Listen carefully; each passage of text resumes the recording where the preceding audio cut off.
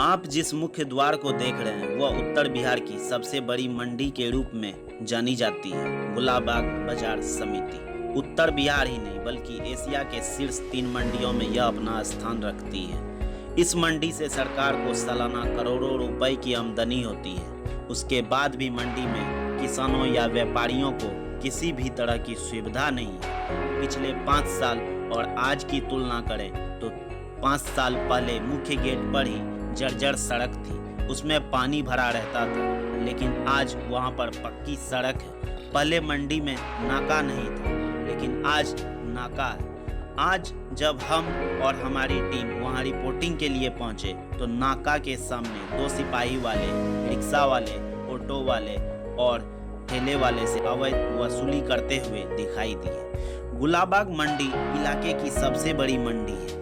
कोसी सीमांचल के हर हिस्से से लोग यहाँ पर कारोबार करने के लिए आते हैं। कोसी सीमांचल ही नहीं बल्कि बांग्लादेश, नेपाल, भूटान जैसे देशों से भी लोग यहाँ व्यापार करने के लिए आते हैं। फिर भी यहाँ प्रशासन की तरफ से व्यापारियों के लिए किसी भी तरह की सुविधा मुहैया नहीं कराई जाती है। कुछ लोग हैं जो यहाँ पर काम के सिलसिले में सुबह आते हैं, देर शाम लौटते हैं, लेकिन मंडी की जो हालत है उसमें जितनी देर भी लोग रहते हैं ऐसा लगता है जैसे नर्क में आ गए हैं। मुख्य सड़क के अलावा मंडी में हर तरफ कचरा और जल जमाव है। जगह जगह सुअर सैर करते मिल जाएंगे। चावल पट्टी हो या आलू पट्टी, हर जगह जल जमाव के कारण लोग परेशान हैं। मंडी के पीछे जाने पर बदबू से नाक भर जाता है। मंडी में गंदगी के नज़ारे को देखकर ऐसा लगता है कि कई महीने से मंडी की सफाई नहीं हुई है। दिन के 2 बजे गंदे पानी के बगल में ही मजदूर खाना खा रहे थे। उन्होंने बताया कि यहाँ पर सालों भर ऐसा ही रहता है। नेता आते हैं, वादा करके जाते हैं, लेकिन सफाई के नाम पर कुछ नहीं। कोई साफ जगह नहीं है जहाँ जाकर हम खाना खाएं। मंडी के सड़कों का हाल भी बहुत बुरा है। सड़क से अगर एक तेज रफ्तार से वाहन गुजर जाए तो आपको लगेगा कि आप धूल की नगरी में आ गए हैं। चारों तरफ बस धूल ही धूल नजर आएंगे। मुख्य सड़क को छोड़कर तमाम सड़कों पर बड़े बड़े गड्ढे बने हुए हैं।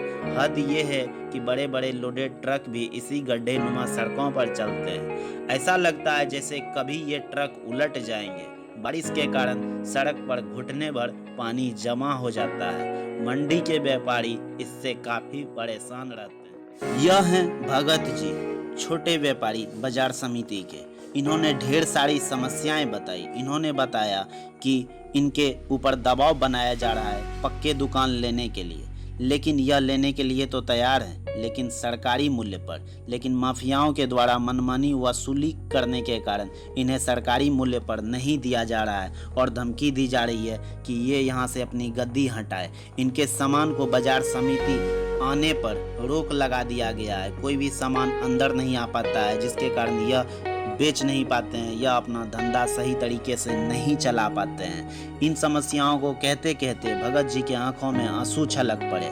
उसी वक्त हमारी मुलाकात एक आक्रामक व्यापारी से हुई, जिन्होंने जनप्रतिनिधियों को बहुत खड़ी खड़ी सुनाया। उन्होंने कहा कि ये लोग सिर्फ वोट के वक्त आते हैं, अभी हमारा हालात क्या है एक बार भी देखने नहीं आते हैं, और अभी हमें पक्के मकान के लिए जो ऊपर से दबाव बनाया जा रहा है उसके बारे में भी जनप्रतिनिधि सामने आकर कुछ बोलने के लिए नहीं तैयार हैं। ऐसे में हमारी कौन सुनेगा, हमें कौन देखेगा। उसी वक्त हमारी नज़र ताश खेलते कुछ व्यक्तियों पर पड़ी जो बड़े हंसमुख और उदार दिल वाले लग रहे थे, लेकिन उन्होंने भी जनप्रतिनिधियों और प्रशासन के बारे में बहुत सुनाया। उन्होंने कहा कि आप जब कुछ दिन यहाँ सैर करेंगे तो आपको खुद पता चल जाएगा कि जनप्रतिनिधि या प्रशासन कितने सजग और जागरूक हैं। जब हम वहाँ से निकले तो हमारी नज़र एक व्यक्ति पर पड़ी जो सत्तू पी रहे थे। जब हमने उनसे पूछा कि आप किसे वोट देंगे तो उन्होंने इस बात को गुप्त रखते हुए सिर्फ यह कहा कि इस बाजार को देखकर आपको ऐसा लगता है कि किसी को वोट देने लायक है। यहाँ पर सारे प्रतिनिधि बस वादे करने के लिए आते हैं, वादे करके चले जाते हैं, लेकिन काम के नाम पर सब लोग जीरो हैं। जब हम वहाँ से आगे बढ़े तो हमारी नज़र कुछ आंदोलन करते व्यक्ति पर पड़ी जो इस मांग को लेकर आंदोलन कर रहे थे कि उनकी गद्दी को ना हटाया जाए, और अगर हटाया जाए तो सरकारी मूल्य पर उचित दर पर उन्हें पक्की मकान उपलब्ध कराया जाए। इन सारी समस्याओं का निदान आखिर कौन करेगा? जनप्रतिनिधि, प्रशासन, आखिर कौन करेगा? कौन इनकी बातों को सुनेगा? इसी तरह की दूसरी खबर लेकर हम आपके सामने वापस आएंगे। तब तक दीजिए हमें इजाज़त और हमारी टीम